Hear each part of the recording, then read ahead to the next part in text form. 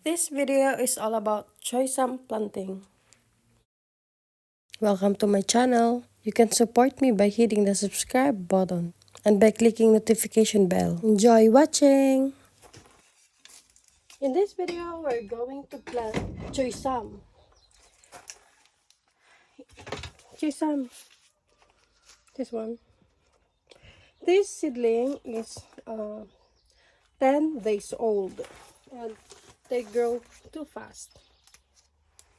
So how to replant this? It's simple. First, we're gonna have to water the ground where we plan to plant it. Water. And then, let's take our seedling out. Like, gentle. I'm afraid to tap it like this way. Okay. So here we go. Gently. Push, push, push. Oops. Here. Yan. Tignan nyo naman yung roots. Ang haba na. So, for replanting, first, we will use this tool. Push. Make a hole. Grab one.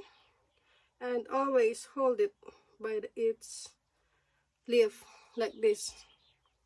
And then, shoot. And then cover. And that's it. Now, let's go to the next one. Shoot. Grab on the leaf. Shoot. Go. Yan. Madali lang tong itanim at harvesting time niya is from seedling up to harvest. Usually 1 month to 6 weeks. Pag mainit sa inyo, 1 month is okay. Pero kagaya dito sa amin, malamig sa gabi, daytime mainit. So, 6 weeks usually. Pero, itong type ng halaman na to, hindi siya magandang itanim during summer. Summer na as in mainit. Kasi, pag sobrang init, ang lasa ng gulay na to is pumapait. Unlike kapag medyo malamig pa, medyo manamis-namis. So, ideally, ito maganda siyang itanim pag spring. Spring season. Pero sa summer, usually no. Or, hindi siya magandang itanim sa greenhouse pag summer dito. Usually, sa labas siya dapat itanim. Kasi mapait.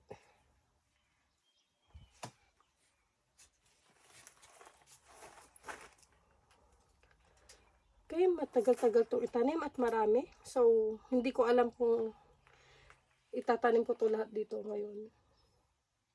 But I hope, since wala pa naman akong planong itanim,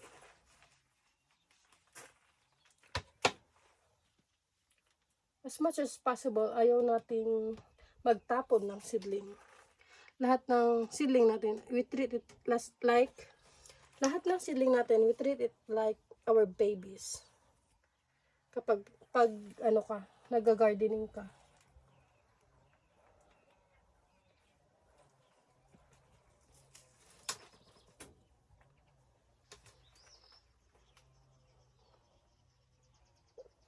Itong seedling na to, binigay to sa akin ng katrabaho ko noon sa Poland. Nagbakasyon kasi siya sa kanila. And then sabi niya kung anong gusto namin na pasalubong from him. So ayun, sinabi ko talaga seedlings or seeds para sa gardening. Sabi ko pa nga noon, dalhan niya ko ng coconut. Kaso hindi daw pwede. So ito, dinalhan niya ako ng choysam. Masarap to sa sa mga ramen, stir fry. Usually sa mga Chinese dish.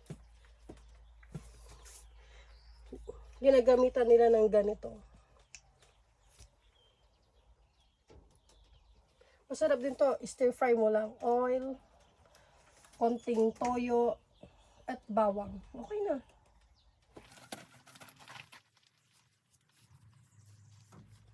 Ito shortcut. Kailangan ko nang magmadali. So all the seedlings are planted.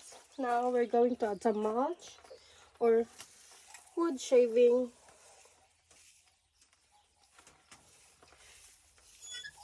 Just to help our seedlings not to get frost or not to get cold at night.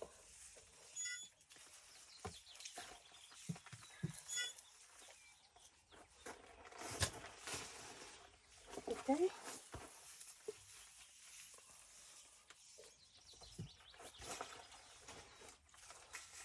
A bit more. Then let's add some water.